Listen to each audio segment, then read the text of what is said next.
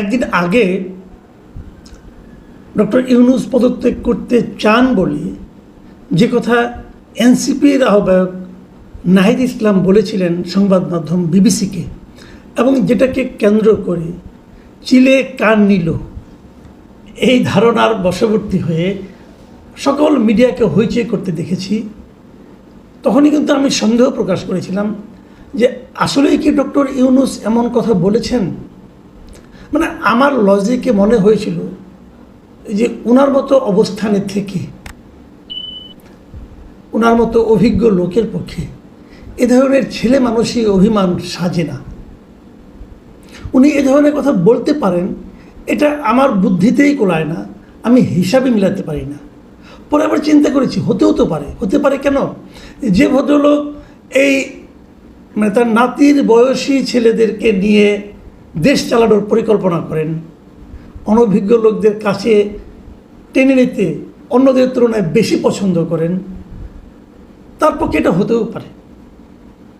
কিন্তু আজকে দেখা গেল না, আমার প্রথম সন্দেহটাই ঠিক। সম্ভবত উনি বলেননি। কথাটা বললাম কেন সেটা বলছি। আজকে একটেকের মিটিংয়ের পরে উপদেষ্টাদের নিয়ে ওনার একটা অনির্ধারিত একটা মিটিং হয়েছিল। মোটামুটি সব উপদেষ্টারা সেই মিটিংয়ে ছিলেন। সেই মিটিং থেকে বের হয়ে এসে পরিকল্পনা উপদেষ্টা যিনি ছিলেন, পরিকল্পনা বিষয়ক যে উপদেষ্টা অধ্যাপক ওয়াহিদুদ্দিন মাহমুদ, উনি একটা কথা বলেছেন সাংবাদিকদেরকে। উনি সরাসরি বলেছেন যে আমি ওনার কথাটা হুবহু পড়ে শোনাচ্ছি আপনাদেরকে। উনি বলেছেন প্রধান উপদেষ্টা যাচ্ছেন না, আমাদের সঙ্গে থাকছেন। উনি পদত্যাগ করবেন বলেননি, তিনিও অবশ্যই থাকছেন, অন্য উপদেষ্টারাও থাকছেন। আমি এটুকু কথা আগে উনি আরও কিছু বলেছেন, সেটুকু আমি পরে আসছি। আগে এটুকু কথা একটু বিশ্লেষণ করার চেষ্টা করি। তার মানে উনি থাকছেন এটুকু আমি বুঝতে পারলাম। তারপর বললেন যে উনি পদত্যাগ করবেন বলেননি। তাহলে বলেননি যখন, তাহলে সেই কথাগুলি আসলো কী করে বাইরে? মানে উনি বিরক্ত, উনি হতাশ, উনি থাকতে চাচ্ছেন না, উনি পদত্যাগ করার কথা ভাবছেন। হ্যাঁ, বলেননির সঙ্গে ভাবছেন একটা পার্থক্য থাকতে পারে। হয়তো ভেবেছেন, কিন্তু সেই ভাবনার কথা বলার জন্য উনি নাহিদ ইসলামকে অ্যাপ্রোপ্রিয়েট ব্যক্তি মনে করলেন কেন? নাহিদ ইসলাম এনসিপি মানে একটা পলিটিক্যাল পার্টির প্রধান। ডক্টর ইউনূস তার পলিটিক্যাল পার্টি, উনি তো এনসিপির প্রধান নন, অথবা এনসিপির সঙ্গে ওনার কোনো সম্পর্কও নাই। হ্যাঁ, আনঅফিসিয়ালি ওনাকে এনসিপির আপনি মাস্টার মাইন্ড বলতে পারেন, কিন্তু সেটা তো অফিসিয়ালি বলা যাবে না। তাহলে তিনি সেই কথাটা নাহিদ ইসলামকেই বলতে গেলেন কেন? আচ্ছা, বুঝলাম যে উনি আপনার ক্যাবিনেটে বসে মানে ওনার সহকর্মীদের সঙ্গে পদত্যাগের কথাটা বলেননি, কিন্তু ভাবনার কথাটা একটা পলিটিক্যাল পার্টির লিডারের কাছে জানিয়েছেন। তাহলে আগামীকালকে কিন্তু আবার একটা সমস্ত পলিটিক্যাল পার্টির লিডারদের নিয়ে উনি একটা সর্বদলীয় বৈঠক করেছেন। সেই বৈঠকেও সকল পলিটিক্যাল পার্টির লিডারদের কাছেও কি তিনি জানাবেন ওনার মনের ভাবনার কথা?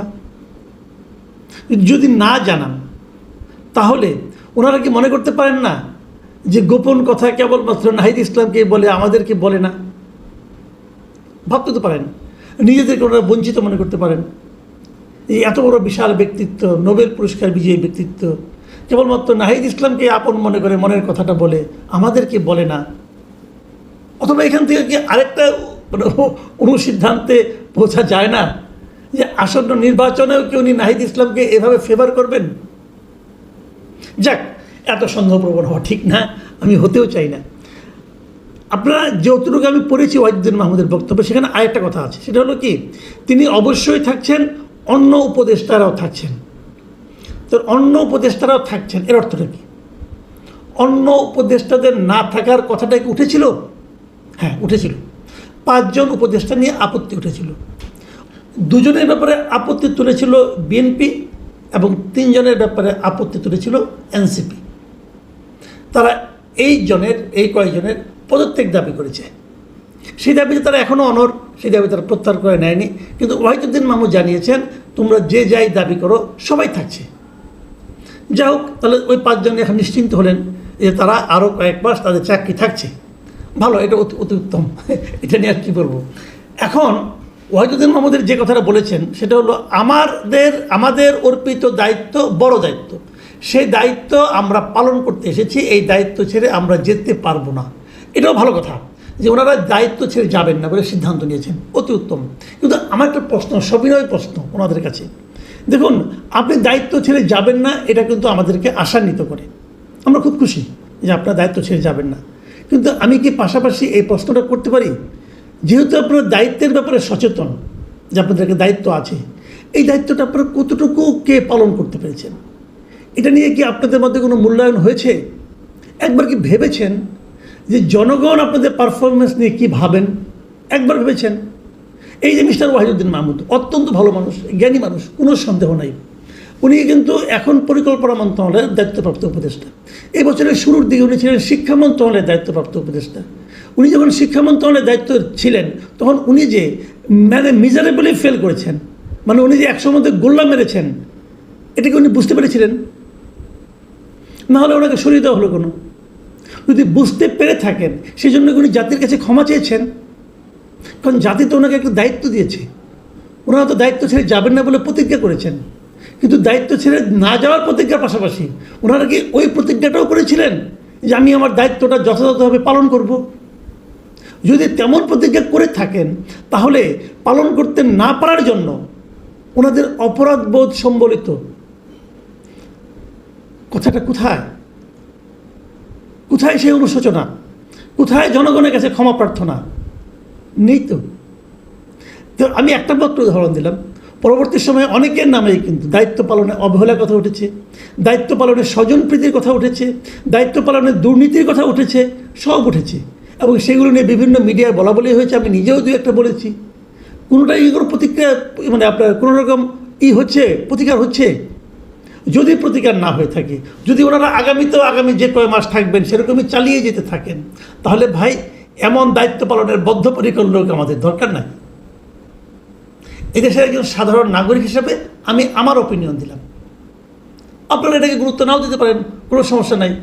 কিন্তু যদি বেশি লোকের অপিনিয়ন এটাই হয় তাহলে তার প্রতিক্রিয়া পরবর্তী সময়ে কী হবে তার জন্য আশা করি আপনারা মেন্টালি এক ধরনের প্রস্তুতি রাখবেন। আচ্ছা, এই যে মিটিংটা হলো, এই মিটিংটার পর সবচেয়ে গুরুত্বপূর্ণ যে ঘোষণাটা এলো সেই ঘোষণাটা সম্পর্কে একটু বলতে চাই আমি। সেই ঘোষণাটা হলো, এই মিটিংয়ের পর প্রধান উপদেষ্টার যে প্রেস উইং তারা একটা বিবৃতি বিভিন্ন মিডিয়াতে পাঠিয়েছে। সেই বিবৃতিতে কী বলা হয়েছে? আমার কাছে মনে হয়েছে এটাই সবচেয়ে আমার কাছে মনে হয়েছে খুব বেশি গুরুত্বপূর্ণ, কিছুটা ভয়ঙ্কর একটা বিবৃতি। সেটা ওনারা বলেছেন বিবৃতিতে যে যদি পরাজিত শক্তির ইন্ধনে এবং বিদেশি ষড়যন্ত্রের অংশ হিসেবে সরকারের উপর আরোপিত দায়িত্ব পালনকে অসম্ভব করে তোলা হয়, তবে সরকার সব কারণ জনসমক্ষে উত্থাপন করে পরবর্তী সিদ্ধান্ত গ্রহণ করবে। এটাকে আমি একটু বুঝতে চেষ্টা করি। প্রিয় দর্শক, আসুন সবাই মিলেই বুঝি, কারণ তারা তো জ্ঞানী মানুষ, অত্যন্ত জ্ঞান খাটিয়ে আমার ধারণা তারা প্রতিটি শব্দ লিখেছেন। কাজে আমাদেরও দায়িত্ব হবে প্রতিটি শব্দকে একবার, দুবার, তিনবার করে হলেও দেখা, চিন্তা করা, উপলব্ধি করার চেষ্টা করা। প্রথমত, যদি পরাজিত শক্তির ইন্ধনে, ভাই আপনি কি করে বুঝবেন কোন জিনিসটা পরাজিত শক্তির ইন্ধনে হয়েছে? কি করে বুঝবেন আপনি? তার মানে যে জিনিসটা আপনার পছন্দ না হবে সেটাকে আপনি পরাজিত শক্তির ইন্ধন বলে অভিহিত করবেন। খুবই সরলীকৃত একটা পদ্ধতি এদেশে বহুদিন ধরে চলে আসছে। আমরা আওয়ামী লীগ আমলে দেখেছি, কোনো কিছু পছন্দ না হলেই তারা বলতো যে স্বাধীনতা বিরোধী চক্রের ইন্ধনে। খুব সিম্পল, কিন্তু খুব সহজ, মানে একজনকে ট্যাগ লাগিয়ে দেওয়া, এতে সহজ আর বুদ্ধি নাই। মানে পছন্দ না হলে হলো, আমার কোনো কাজের কেউ প্রতিবাদ করেছে, ওকে তুমি তাহলে স্বাধীনতা বিরোধী চেতনার বিরোধী শক্তির একজন প্রতিনিধি, তাদের ইন্ধনে তুমি আমাদেরকে ডিস্টার্ব করছো। কি সুন্দর ট্যাগিং! এখন ওনারা একটা ট্যাগিং খুঁজে বের করছে, সেটা হলো পরাজিত শক্তির ইন্ধনে। ভাই কি করে বুঝবেন যে পরাজিত শক্তির ইন্ধনে উনি কাজটা করে? উনি তো নিজের বিবেকের থেকেও প্রশ্ন করতে পারেন। আপনাদের কোনো কর্মকাণ্ডের সমালোচনা কেউ একজন করলো, ধরো তাকে আমি করলাম, অন্য লোকে বলি পাঠা বানিয়ে লাভ নেই, ধরেন আমি করলাম, এখন আমি সমালোচনা করলাম, অতএব আপনি বলে ফেললেন যে পরাজিত শক্তির ইন্ধনে মাসুদ কামাল এই কথাটা বলেছে। এত সহজ করে ট্যাগ দিয়ে দেবেন আমাকে?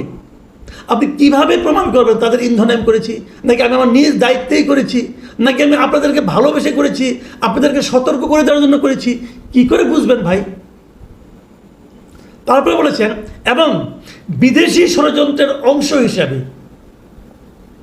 তার মানে আপনাদের যদি, তারপর হচ্ছে যে কী করতে হবে, যে সরকারের উপর আরোপিত দায়িত্ব পালনকে অসম্ভব করে তোলে, মানে আপনাদের উপর যে দায়িত্ব পালন করতে দেওয়া হয়েছে, আরোপিত দায়িত্ব আর কি, যে দায়িত্বটা জনগণ আপনাদের উপর আরোপ করেছে, সেই দায়িত্বটা পালনকে যদি অসম্ভব করে তোলা হয় ওই দুইটা কারণে, যে পরাজিত শক্তির ইন্ধনে এবং বিদেশি ষড়যন্ত্রের অংশ হিসাবে, তাহলে আপনারা সব কথা পাবলিককে বলে দিবেন এবং তারপর তারা সিদ্ধান্ত গ্রহণ করবেন। আপনারা ভাই এখনই বলেন না, সমস্যাটা কী?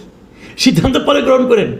আপনি যদি টের পান যে কোনো একটা গোষ্ঠী, কোনো একটা ব্যক্তি, কেউ পরাজিত শক্তির ইন্ধনে অথবা বিদেশি ষড়যন্ত্রের অংশ হিসাবে আপনাদের দায়িত্ব পালনে বাধা দিচ্ছে, তো এখনই বলে দিতে সমস্যা কী?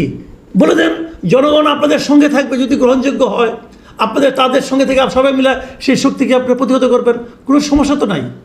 হুমকি দিচ্ছেন কেন? হুমকি দিচ্ছে, আপনি বলছেন পালনকে অসম্ভব করে তোলা, অসম্ভব পর্যন্ত যাচ্ছেন কেন? বরঞ্চ যদি বলেন যে আপনাদের দায়িত্ব পালনে বাধাগ্রস্ত হচ্ছেন আপনি এই কারণে।